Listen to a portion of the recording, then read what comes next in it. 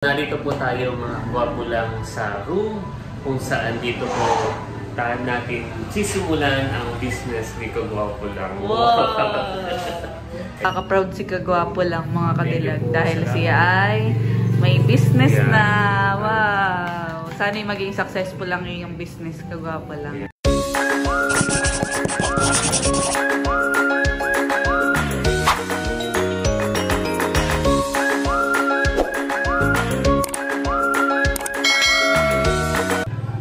Hello mga kadilag. Ate Gwapo lang. Welcome back sa aming YouTube channel. So for today's vlog mga kadilag ay ako po ay gumala dito kala Kagwapo lang. So narito po tayo mga gwapo lang sa room kung saan dito po natin sisimulan ang business ni Kagwapo lang. Wow!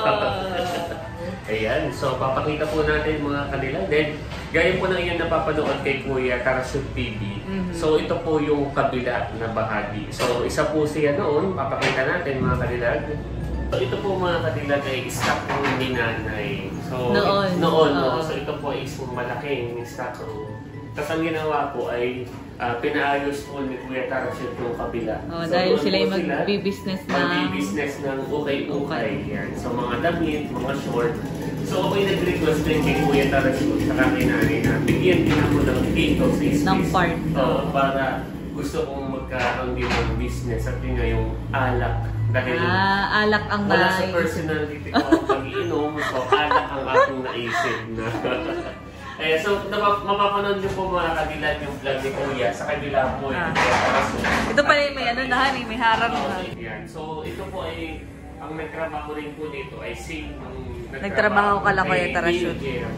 So, ito po yung sinimulan ay nung isang araw. Bali wala pa po itong plywood ay kanila na pong ginawa. So, bilisan eh.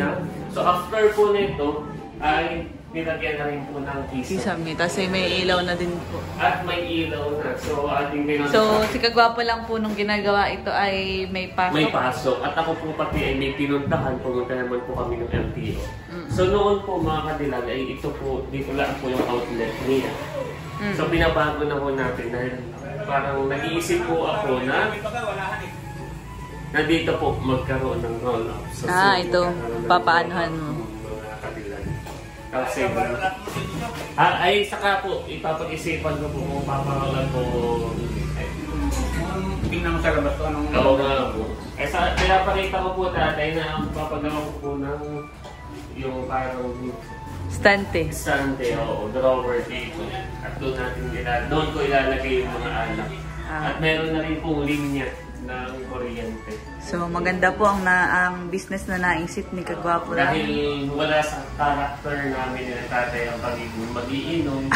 So yung alak ang aking naisip dahil ayun nga, maganda rin siya. Wala sa character namin na pagiging mag-iinom. Anong mga klaseng alak ang ngayong ititinda so, naman? So mga wine, may wine, tapos may hard drinks din. Wow. May mga hard drinks. At hindi natin, pwede rin na lang balong ng mga tayo ng balong. Tamang-tama po mga kadilag dahil dito Kagwapo lang ay maganda po ang pwesto. Ito po isa tabing kalsada. Tsaka po sila ay pinakang talaga kung bagay sentro dito po sa barangay ng sa Kabilugan area ay Anuling po ang sentro. So yun, dito po yun mga kadilag. Maganda siya. Sa labas papakita rin natin mamaya. Tapos sa so ito po yung lawak. Yan, medyo malawak po siya. Ilang dipahin mo Kagwapo? Kapag ganito yan. Ako po ay, ang taas ko po ay 5'8". 5'8 po ako. Isa. Dalawang dipa. Dalawa din. Yung length. Isa. Yung width naman, Halos dalawang dipa. So ako ay 7. Feeling. Yan. So mataas yan. Magandang pagsisimula mga kapatid. At nagpapasalamat ako kay nanay, kay tatay, at sa mga kapatid sa support na patuloy na ibinibigay. At syempre sa inyo po, mga kadilag, maraming salamat po. At sa ating Panginoon, maraming salamat po. Soon ay yun, kakaroon na po tayo ako ng alakan ni Kagwapo lang. So wala pa pong pangalan? Wala pa po naisip na pangalan. Pero gusto ko yung mabanggit yung salitang alak. Alak. Para makita na lang, alak talaga yun. Oo, tama. Maganda nga ang iyong business. Yeah, no, alak. So, kung hindi Pwede siya ng occasional. yun, pwede. Pwede namang daily. Oo, pwede na. So, ayun, pag nag-start na po tayo mga kadilag, ay dito na po kayo bumili sa Kagwapo Langs Alakan. Oh, wala pa pong pangalan. Hindi Wala pa pa napa-finalize ni Kagwapo lang kung anong pangalan ng kanyang tindahan. Ay ipapagawa na po ng stand. Oh. So, dito po ang plano. Mula dito. Kasi diyan, sa kabila. Tsaka dito, pwede pa din. Tapos po yung lalagyan pa rin dito sa gitna. Para mayroong item din sa gitna. So, pwede sila dito. Pwede mo pang partneran ng iba pang item kapag ka. Ayan. Meron din dito sa gitna.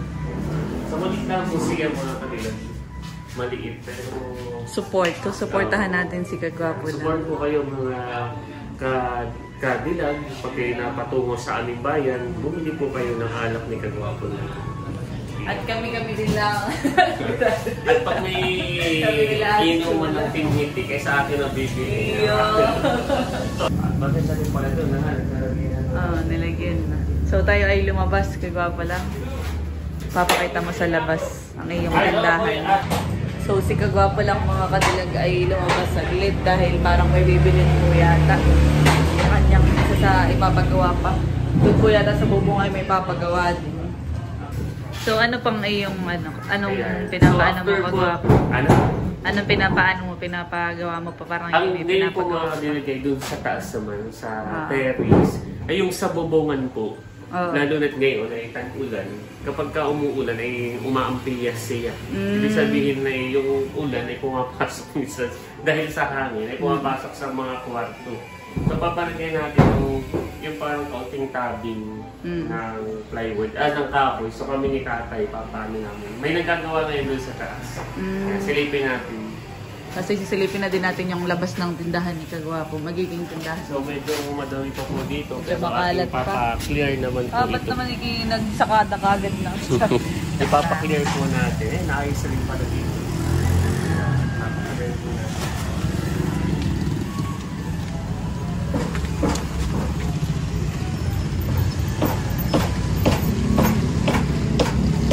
So yun po mga kadilag pala yung lalagyan natin ng kahoy doon sa may kanatilyo dyan na iyon. Para kahit umulan ay hindi siya naampiyas. Tapos ito yung portion mo. Tapos yun naman yung kay Kuya. So mula po dun dun sa may tama bagahan tinuturo. Mula po dun yung ni Kagwapo tapos hanggang dito sa may pintuan. So pinapag-isipan ko po mga kadilag kung ating papa-roll up or what. Pero tingnan nyo po mga kadilag. Ayos naman po siya. Tapos pwede naman tayo mag-signage na Alakan. I mean magpapaprint tayo ng tarpaulin doon. Gagawa ka ng logo mo, mga ganun. Or roll up. Dahil pag roll up naman parang halos dati naka-roll up na. Naka-roll up na ito kay Kuya So pwede naman ito. Parang pag nakita mo naman ay maganda naman siya. Tapos lalagyan mo lang ng tarpaulin at ng signage. Hindi mo mas mura pati. Mas makakapitid. So yung mga kadilag, doon ang kay Kuya Tarashoot at kay Kabeshi. Almost done na yung kala Kuya Tarashoot. Tapos dito po naman po yung sa akin, yung sa Alakan at kay Nanay doon. Maganda po tong pwesto nila Kagwapo lang dahil ito ay highway po talaga. Ang gagawin ko po na plano, may truck. Ang plano ko po ay papaprint tayo ng tarpaulin. Para tayo sa akin ka na magpa-edit para kasi ito po ay papaprint wala nang charge natin para gumanda po siya. Papaprint natin. Dadami na natin yung kay Nanay sa kayo sa bubong. Para maganda siya mga kadilag.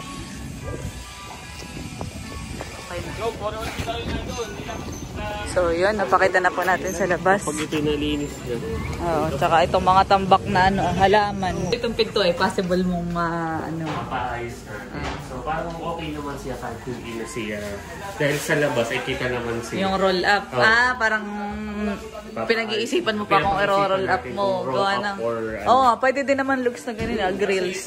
Pero kung para sa... Ay, si Miss Jen. Hi, Miss Jen! Kamusta niya sa labas? Wala si Marilag.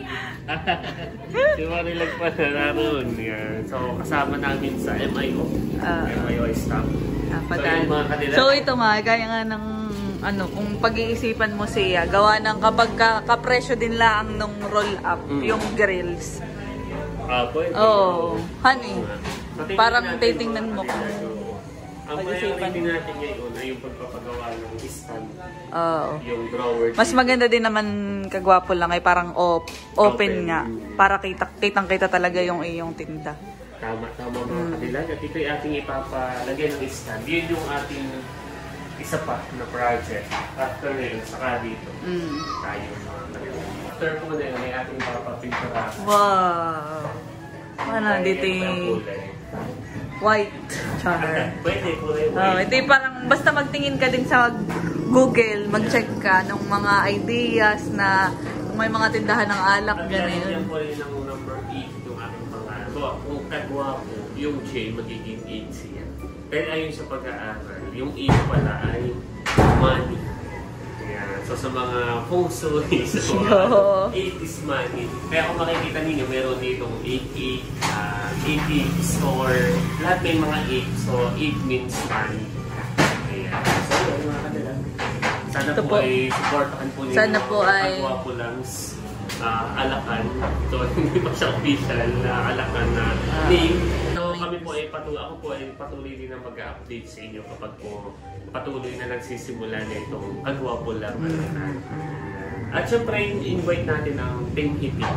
At dito tayo bibili na. Baka may ribbon cutting. Yeah, may ribbon cutting tayo dito para bukas.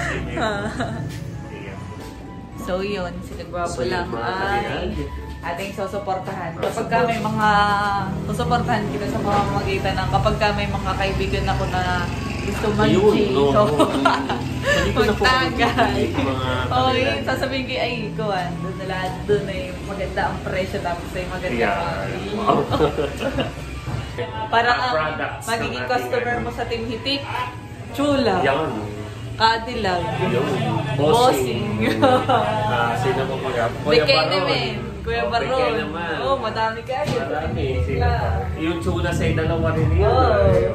So, hindi, bawal pala si Milot ngayon dahil. So, si Milot pero si Bossing makukuha natin. So, sa ngayon po ay sasara na ni Kagwapo lang yung pintuan.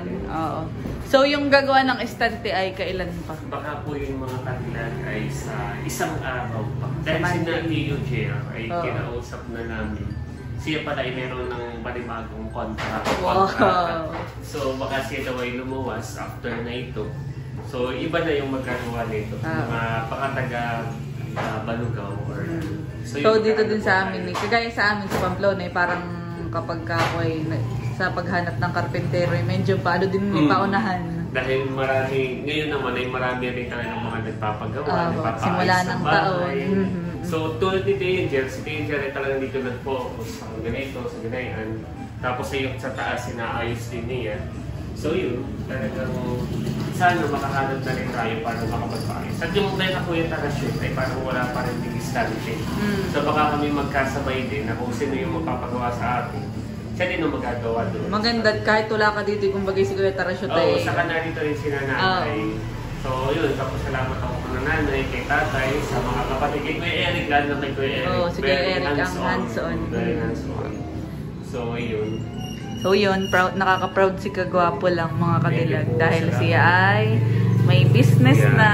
Wow! Sana'y maging successful lang yung business, Kagwapo lang. Yeah. Thank you po, salamat sa patuloy na suporta sa, hindi lamang sa ating kundi sa buong team ni Wow! Ako mga kadilagang mag-google lang ay sa inyo nag-thank you si Kagwapo lang. Kaya salamat.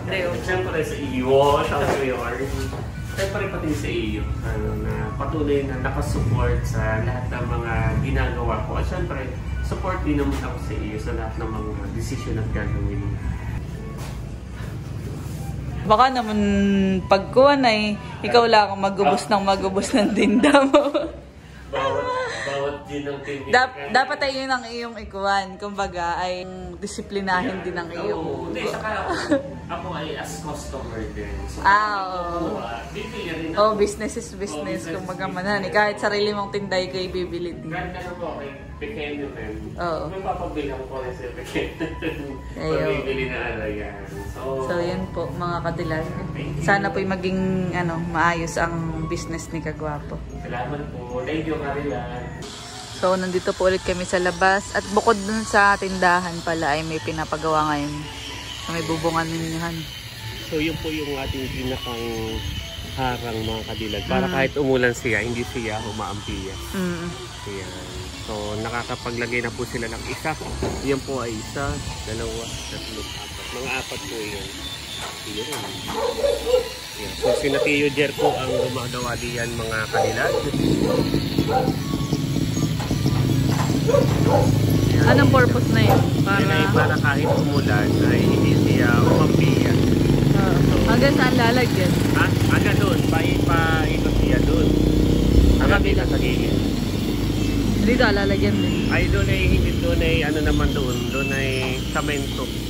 Kumbaga ito ay saka sila may ginawa na doon sa may pintana. Puno yung kulay green. Yan. Tapos ay after po na yan. Tapos pag nagawa na rin ito ay ipapapintura naman po natin para maganda. Wow! So bukod sa tindahan, natulong din si Kagwapo sa renovation ng kanilang bahay. So maya papakita natin pagkatapos natin. Oo, at mainit na.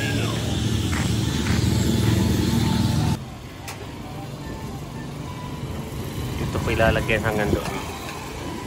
Para kahit umulan ay hindi na naampias.